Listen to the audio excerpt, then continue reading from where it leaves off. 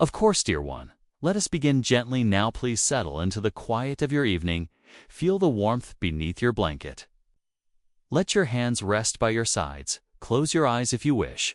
And with each breath, let the tension melt away from your brow, from your shoulders, from your chest. Let it fall softly away, as softly as flour drifting through a sieve. Breathe in and out. Breathe in and out.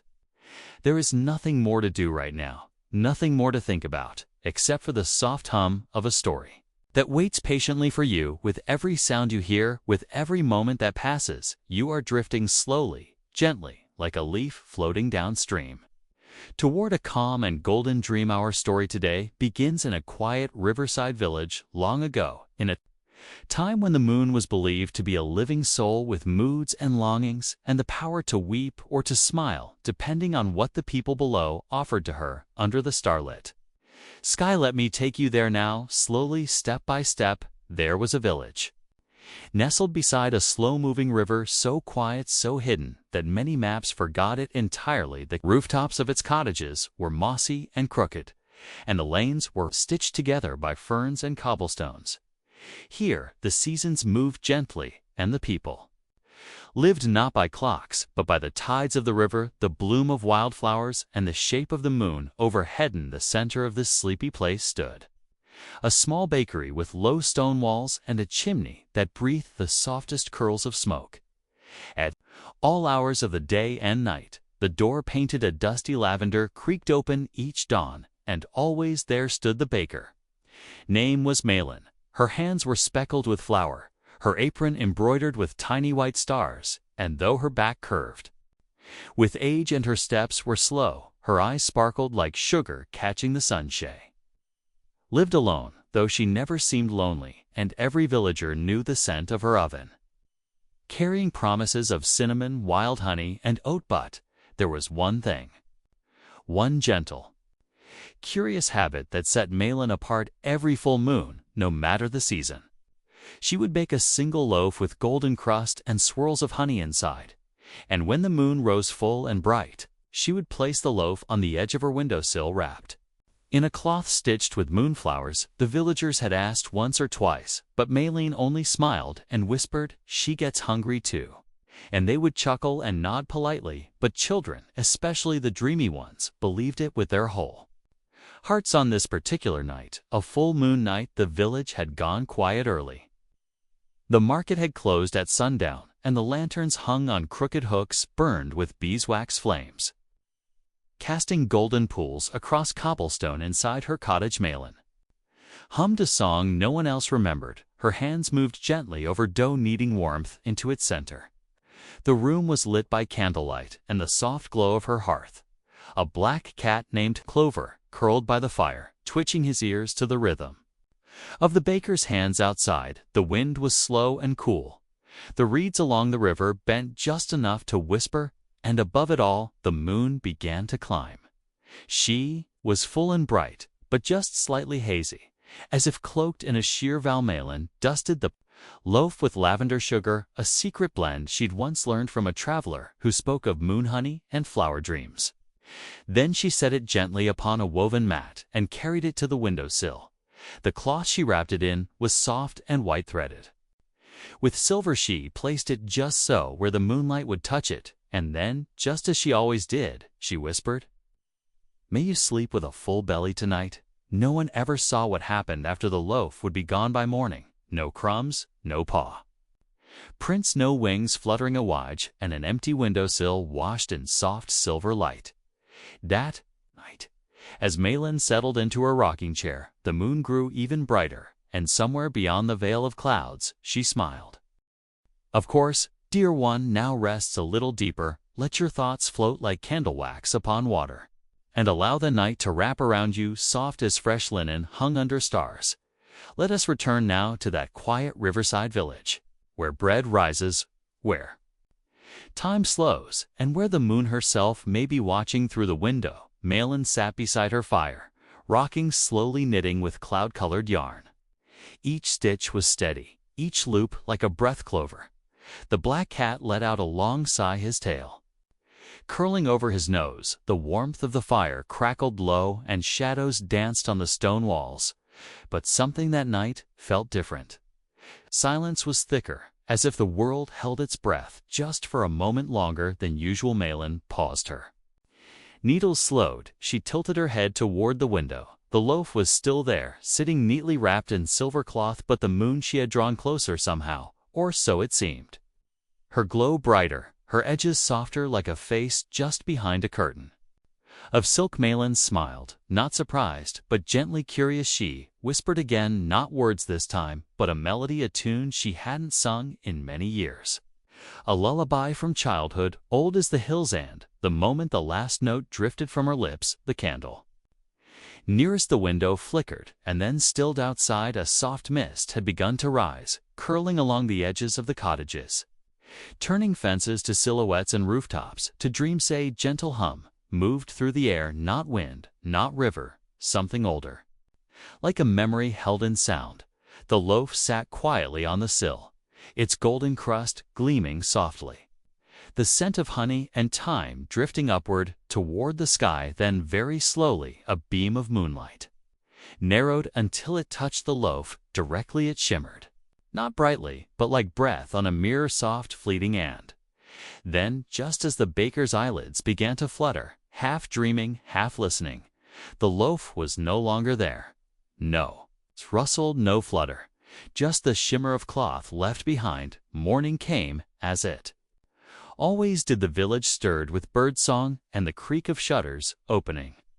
But the mist lingered longer than usual, and the bells of the chapel rang with an echo, just slightly softer than before. Malin awoke to sunlight across her apron. She stretched, smiled, and looked toward the windowsill. The loaf was gone as always, but the cloth remained, and this time something rested atop it. She rose slowly, her bones quiet but steady, and there upon the cloth was a single moonflower, bloom pure white, dewy and freshly picked. She hadn't grown moonflowers in over a decade. Emmeline touched it gently, then held it to her cheek, and whispered, "So you did like the honey this time." As the days passed, Malin returned to her ordinary baking loaves for the market, honey rolls for the children, and oat cakes with rosewater for the miller's wife. But ever since that night, each full moon, the offering changed. It was no longer always bread. Sometimes it was a soft tart of plum and rosemary, other times a scone brushed with apple butter, and once a delicate pastry laced with ground almonds and elderflower. And each time the loaf would vanish, and in its place some small gift would be left behind. A feather as silver as frost, a small stone that hummed when held, a sprig of mint, still wet with dew. Even in the frost of winter, the villagers began to notice not the moon's visit, but something gentler. That Malin's garden grew better than any other, even when others wilted. That the flour she used never ran out, even when trade wagons were delayed. That her sleep, so she claimed, was always dreamless and perfectly restful. Children whispered, and some brave ones tried leaving little offerings of their own, sugar cubes, milk thimbles, drawings, done in chalk, beneath their windows, but none were ever taken. Only Melons, only the baker who fed the moon. Autumn evening, as golden leaves swirled through the village square, a traveler came through.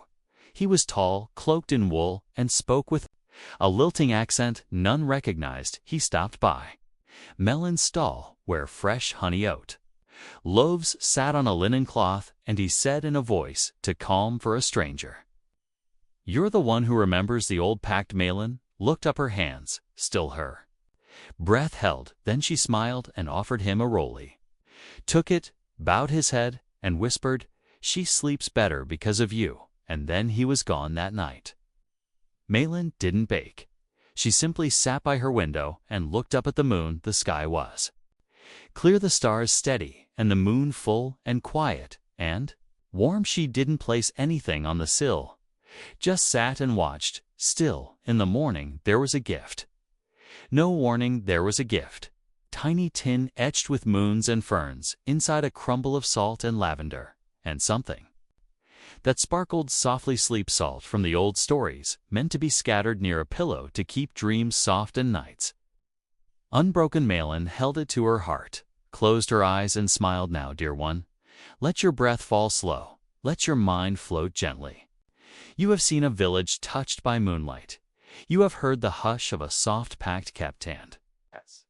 As you drift now somewhere between waking and dreaming, know this even. The moon with all her distance and glow hungers for comfort, hungers for kindness. Hungers for warmth baked into a crust and placed upon a windowsill with love lit. The hush carry you, let the warmth stay with you. And if you wake in the night, look up, you may just find the moon smiling. Very well, dear one, let us return now, not in haste, but in hush, to the slow-turning world of river mist, warm ovens, and soft moonlight on stonelet. The rhythm of your breath be as steady as a rocking chair on old wood, and allow each word to fold around you like the soft weight of a quilt fresh from drying on a line in the sun. We return now to Melin's quiet world where the sky listens and the moon remembers the days drifted into winter, and the river slowed beneath a skin of glass icicles, hung like lace from eaves, and chimney smoke curled thick and slow through air that smelled of pine, ash, and brown. Butter inside Melin's cottage, the hearth glowed ever brighter, not from fire alone, but from something unspoken. A stillness, a comfort. A presence that no longer felt far away. The villagers bustled with their usual winter worries, stocking root cellars, mending cloaks, knitting wool over worn fingertips. But for Malin, the season brought only quiet joy. Each evening she steeped her tea with dried apple peel and a pinch of clove. She let Clover curl near her lap, and together they listened to the hush of snow falling soft, soft, so soft it made even thoughts pause mid-step, and every full moon without fail the offering was placed. This time not upon the window, but atop a small silver plate set just beneath the eaves, facing east toward, where the moon rose earliest. That winter Malin gave the moon a little cake made from roasted chestnuts and honey cream, so light, so fragrant. It made even the chilled air pause in longing. In return, a thread appeared one morning, thin as mist, yet strong as braid. She wrapped it around her wrist, a quiet charm woven in silence. It did not sparkle, nor did it shimmer, but every time she touched it, her breath came easier, and her sleep was wrapped in dreams of warm fields and low laughter. Then one snow-bright morning a letter came delivered by no one, found beneath her bread peel, as if it had risen up from the very coals of the hearth. Parchment was soft, almost translucent, and written on it in curling silver script were 6 words only: the sky is missing. Its Baker Malin held the page, her hands trembling slightly, not in fear, but in recognition, like an old melody played by someone you thought had long forgotten the tune. She set the parchment beside her teacup, and for the first time in many years looked upward with something like decision in her eyes. The following days she moved quietly. She did not pack. She did not speak of going, but her gestures grew softer, more deliberate. She wrote out her recipes by hand and tied them with red twine. She taught the apothecary's daughter how to knead with the heel of her palm, and how to listen to the dough as if it were telling a secret. She whispered to her cat Clover every night by candlelight, and though he could not answer, he would blink slowly and purr, as if promising he would wait. Then on the eve of the next full moon, Malin placed not a loaf, but a satchel upon the windowsill. Inside a warm shawl, a flask of rosehip tea, and a small jar filled with something that shimmered between sugar and frost. She stepped outside, the cold kissing her cheeks, and the moon rising as slow as breath held too long. Her cottage remained behind her, still glowing with its hearth, still filled with the scent of lavender and flower. But Malin walked toward the river. The villagers noticed. They watched her figure gently fade into the hush of winter fog, though no one called out. No one ran to stop her. Their eyes followed, their breath caught, and deep within, a quiet understanding took root. Some journeys must begin in silence long. The riverbank, the reeds were heavy with frost. Each step left no print, as if the snow itself agreed.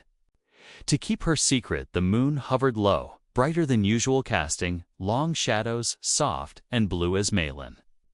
Reached the bend where the trees began to gather, she found something unexpected. Boat, small, simple, carved from pale wood and lined with moss. And no sail, only a lantern and a curl of steam rising from a cup placed neatly near the prow. Stepped inside, sat down, and the boat moved as if nudged by unseen hands. No rush, just a slow glide down a ribbon of silver water. The forest closed behind her, and before her nothing but stars. What passed then was not time, not in the way villagers counted it. The boat floated through dreams, perhaps through songs half-remembered. Malin did not sleep, but neither did she wake. She simply rested in the arms of something vast and kind until, at last, the boat slowed and bumped gently against a shore made not of sand, but of something like ash and something like sugar. And ahead, a staircase wide, curving, climbing into the sky, each step glowing faintly as if lit from within. Malin stepped out, her shawl pulled tight and her heart perfectly come up. She went, each step steady, each breath smoothened, though she climbed higher than clouds than wind. She felt no weight, only warmth. At the top of the stairs, a gate woven from branches, stars and thread, opened soundlessly, and beyond it, a garden like none she'd ever known. Moonlight hung from vines, lilies bloomed in shadows, and a fountain trickled with milk-pale water that sang. And there at the center, a woman, tall, robed in silver hair, like the night sky spun fine. Her eyes were not glowing nor piercing, but deep, so deep you could rest inside them. She looked at Malin and said nothing, only reached out and gently touched her hands. They stood that way in silence, the kind that heals. The moon spoke not with words, but with images, feelings, memory wrapped in scent and sound. She showed Malin all the dreams her bread had cradled, all the quiet hearts who had slept better beneath her full glow, because of a honeyed crust, because of time and care. And then she asked, not aloud, but clearly, would you stay? Malin did not answer right away. She sat beside the fountain and breathed in the scent of jasmine and cool stone. Then after a long moment she looked at the moon and smiled, a smile filled with every loaf she had ever baked, every kindness she had ever shared.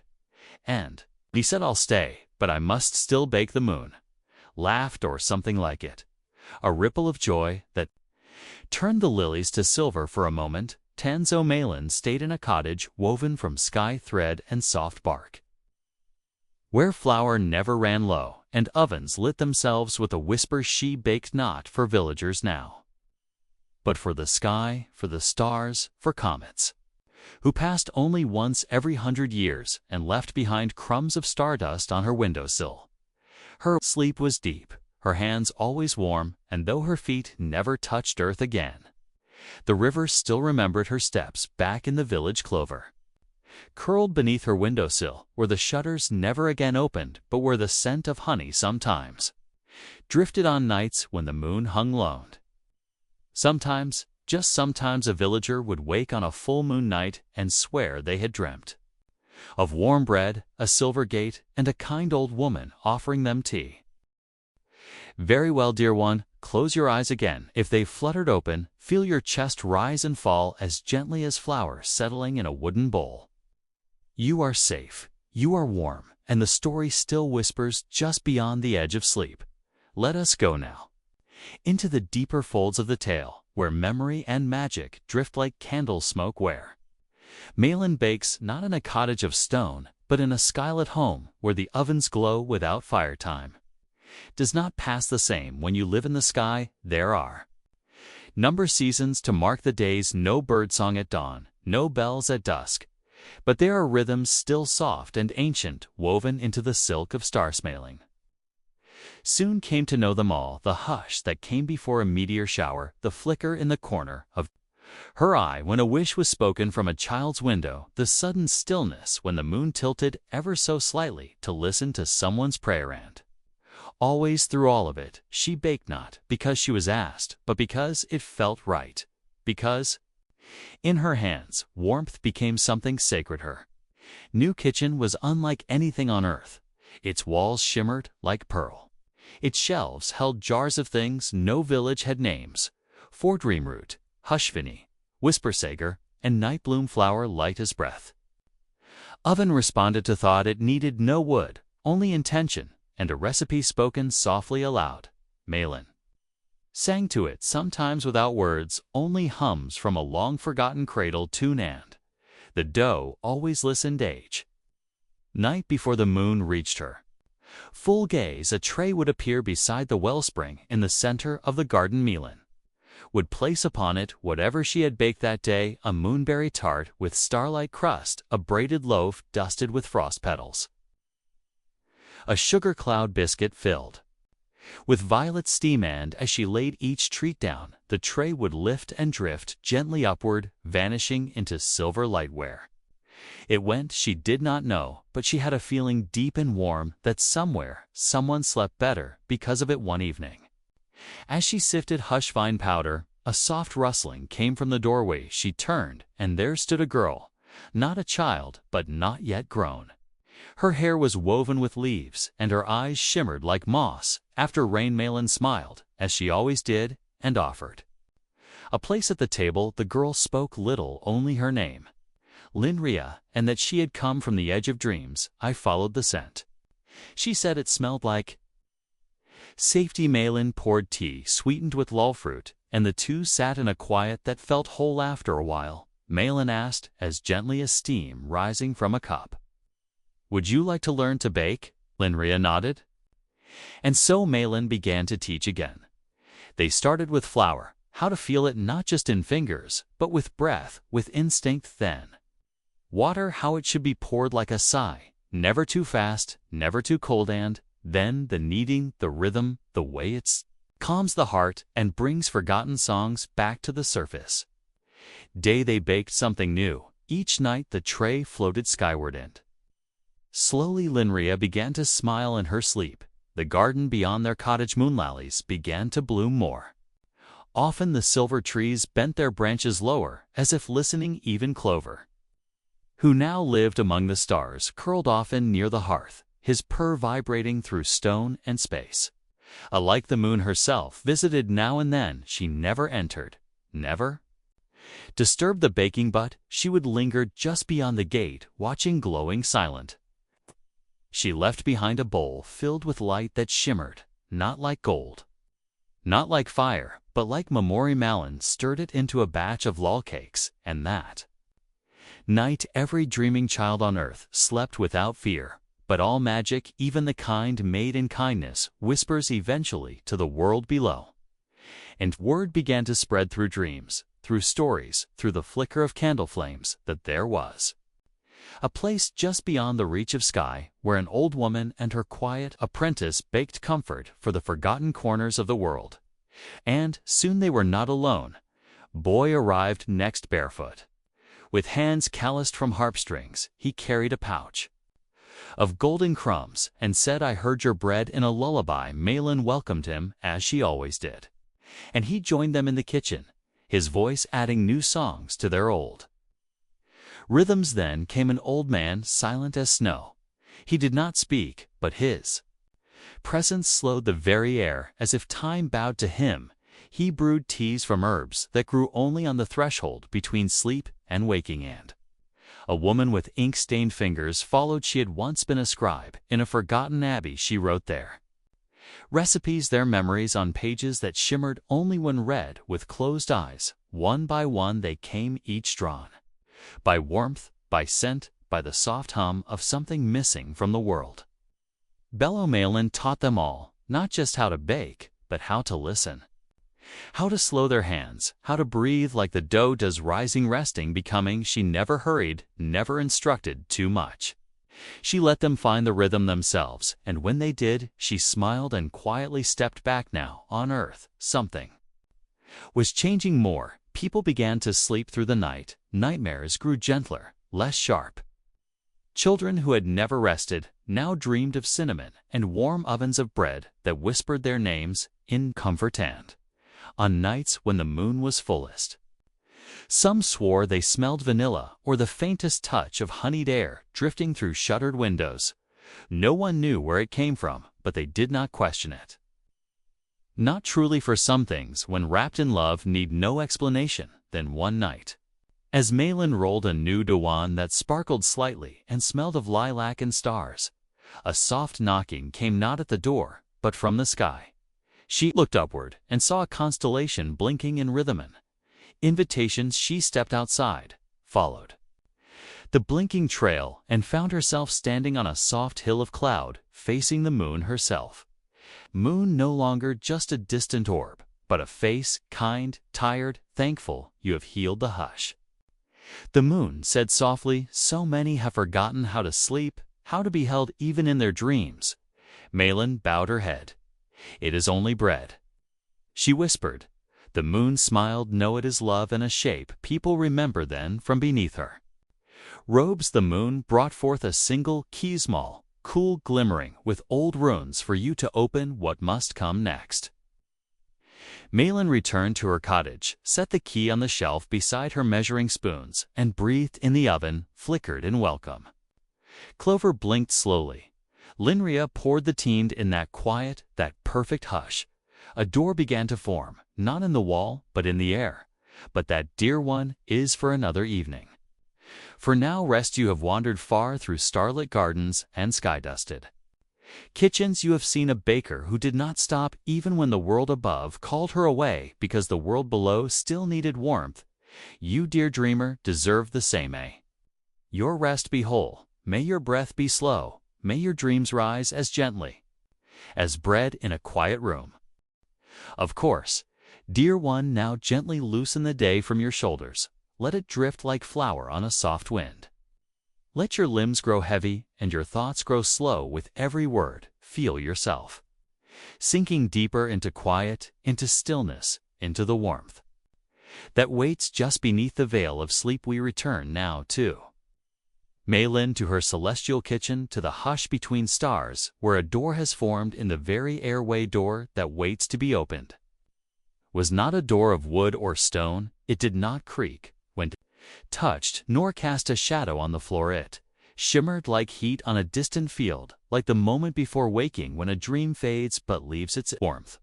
Behind the key left by the moon herself glowed faintly beside Malin's spoons, not bright, not urgent, just steady like breath. Malin did not rush to open it. She waited 3 days. She baked, as always.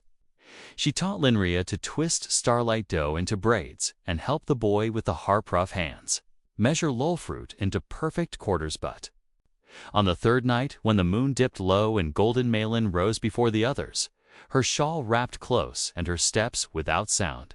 She took the key and touched it to the shimmer in the air. The door opened without a sound. Behind it, darkness. Not cold, not frightening, but wide and deep and full of something waiting. She stepped through the sky, did not vanish. It folded around her, became something new. Time loosened, space shifted, and suddenly Malin stood in a room that was not a room. Floor, no walls, only memories drifting like dust and sunbeams, and voices.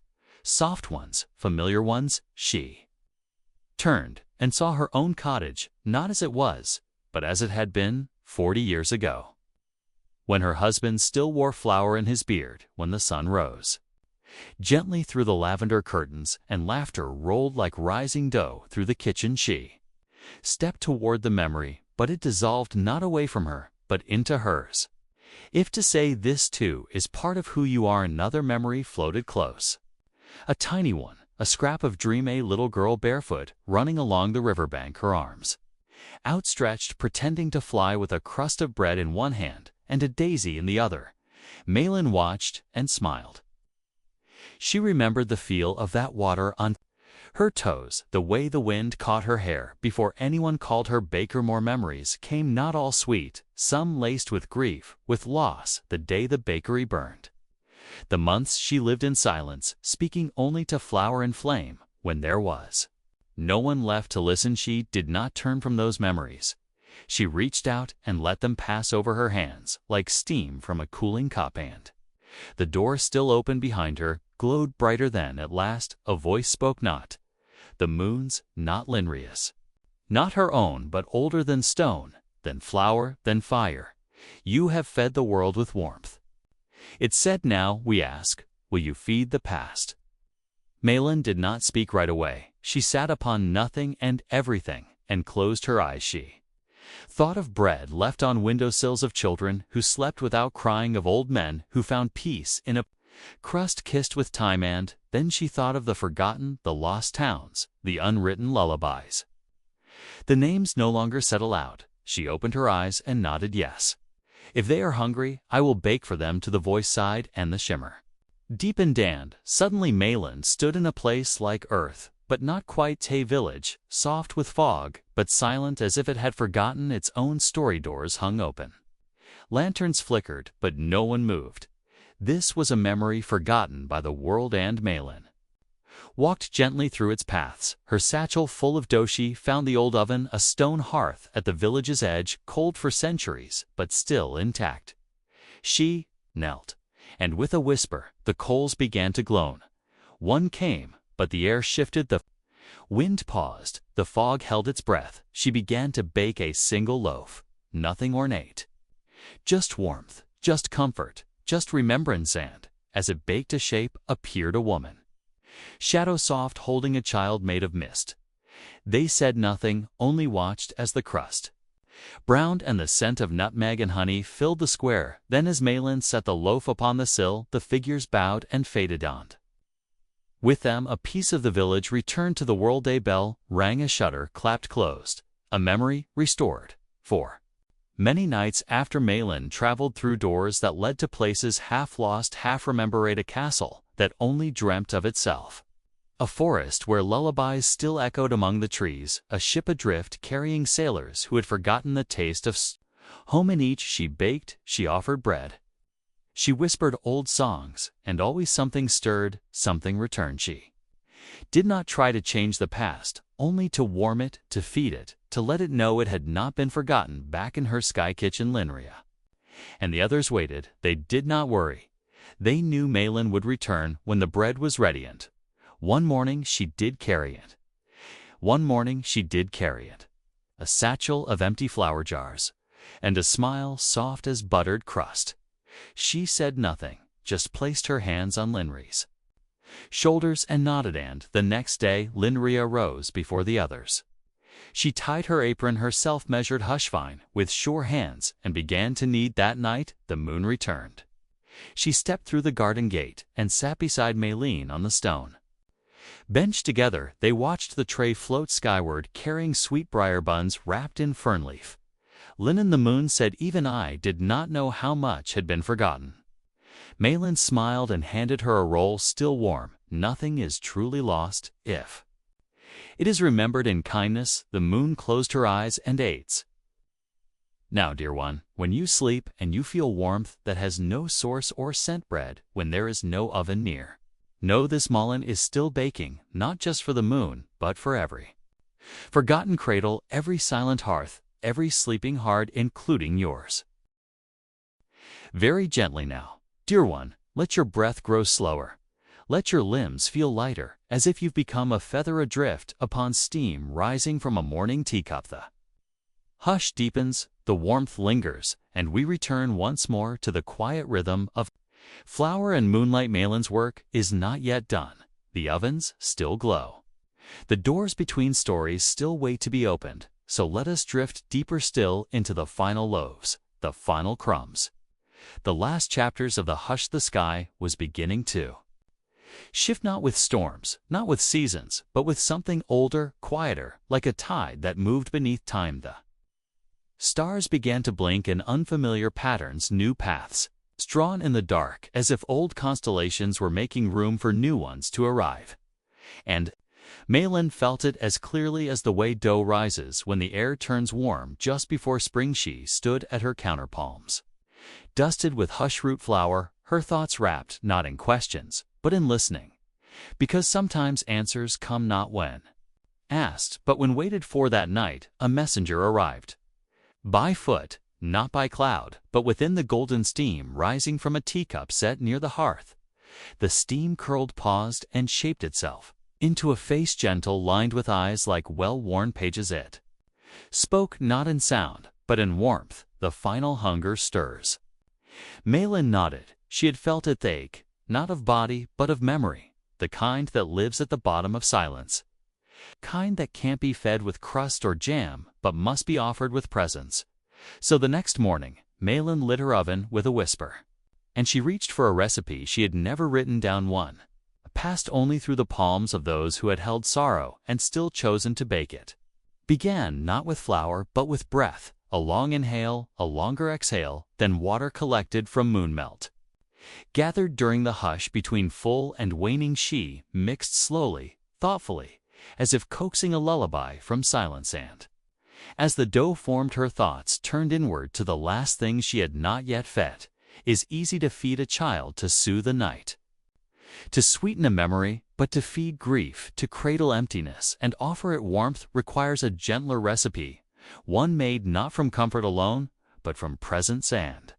So Malin baked for the unnamed aches, for the forgotten losses, for the silences that had gone too long without witness. She baked a bread braided with rosemary, filled with slow-cooked fig, and brushed with oil pressed from hush vine seed. Each fold of dough carried something unspoken, each twist a sorrow held without judgment.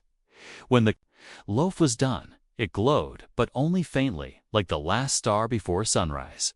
She placed it on the tray, wrapped it in linen, not white, but a dusk blue, stitched with a single phrase, "I remember."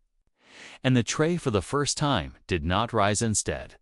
The hearth flared gently, and the bread vanished with no sound, no shimmer, only a sigh felt in the bones of all who had ever waited for something that never returned. That night Malin sat long by the garden. She did not speak, she did not knit. She only breathed and listened. In across the sky new stars appeared, not bright, not sharp, but steady, each one a name remembered, each one a story no longer lost. The next morning Linria awoke before dawn. She stepped into the kitchen and found Malin not baking, but packing not much, only a small satchel, a worn spoon, and a bundle of letters tied with sky-blue thread. "Where are you going?" Linria whispered, though her heart already knew. Malin looked up, smiled softly as far as kindness can reach. She did not walk, she did not sail, she simply stepped into the light and became part of it. Not gone, not lost, but everywhere, wherever a child wakes in fright and finds a calming scent in the air, wherever an elder sits alone and feels warmth wrap their hands, wherever someone aches, but cannot name the ache, and yet dreams of soft bread and distant stars. Malin is there in the hush, in the heat, in the rise of something healing. Linria took her place at the oven, not as the next Malin, but as herself, with hands that now moved like breath, with a heart that had learned to listen to Doand. As she baked, others gathered, more apprentices, more dreamers, each bringing with them a hunger and a gift hand. So the kitchen grew, and the garden bloomed, and the sky learned a new rhythm. Some nights on earth, people still place bread on windowsills, not for animals, not for neighbors, but for something older, something watching, something remembering. And when the moon is full and the wind is soft, they say you can smell stardust and rosemary and something sweeter than honey, a story baked into the crust of time itself. Sleep now softly, you have wandered the sky, you have seen grief braided into bread, and silence fed with warmth. Let your own breath rise and fall like dough wrapped beneath a cloth. Let your heart rest in the warmth of this hush, and know somewhere Malin is still baking for you. Of course, dear one, we've journeyed so far together, through ovens lit by whispers, through gardens of silver bloom, through hushes deeper than sleep itself, and now just one final thread remains. Let it wrap softly around your heart like steam rising from a morning bun. As we close the story with warmth, with grace, with stillness, let us finish what was never rushed in. A cottage that no longer stood on any map. An oven still glowed. The loaves that rose there did not simply nourish the hungry, they mended the tired, the grieving, the restless. They came not with words, but with silence, and in return they were given warmth. Linria knew this now. She had become not just a baker, but a weaver of Kamich. Morning she lit the hearth, not with flame, but With breath, a long inhale, a longer exhale, and the oven-awakened she no longer watched the sky. For Malin, she no longer wondered. For Malin had become the sky, every crackle in the crust, every soft rise of steam, every glint of moonlight on cooling. Trey's was her one evening, as Lenria folded dough with dust-colored flour. A small voice called from the garden. Path a child stood there, barefoot, hair like shadows, eyes wide with something between fear and wonder. Lenria opened the gate, knelt, and offered her hands. The child held out a small object wrapped in frayed cloth. "I found this," she whispered. "It smells like dreams." Lenria unwrapped it carefully. Inside, a small biscuit shaped like a crescent moon, its edges golden, its scent lavender and something older. It was one of Malin's first moon bakes, a relic, but still soft. Lenria smiled and held it to her chest. "Then you are meant to be here," she said. She welcomed the child inside, and together they kneaded a new kind of dough, braided with laughter and trust. And so it continued. A quiet chain, a lineage not of blood, but of breath of hands, learning to fold comfort into something golden and warm, of stories told not through words, but through recipes passed down through silence and shared in sips of tea beside a glowing hearth. Hush did not end, it deepened now. If you ever find yourself awake beneath a restless moon and you feel your chest tighten or your thoughts spin fast as a wheel, pause just for a moment. Breathe in slow and full, as if inhaling the scent of baked pears and spice. And know this: somewhere beyond the clouds, beyond even the stars, baker still needs dough. With hands as steady as your breath, a warmth is rising for you. A crust is forming just the way you like. And when you sleep, you may find it waiting on a windowsill just beyond dreaming. Still warm, still soft, still made with love.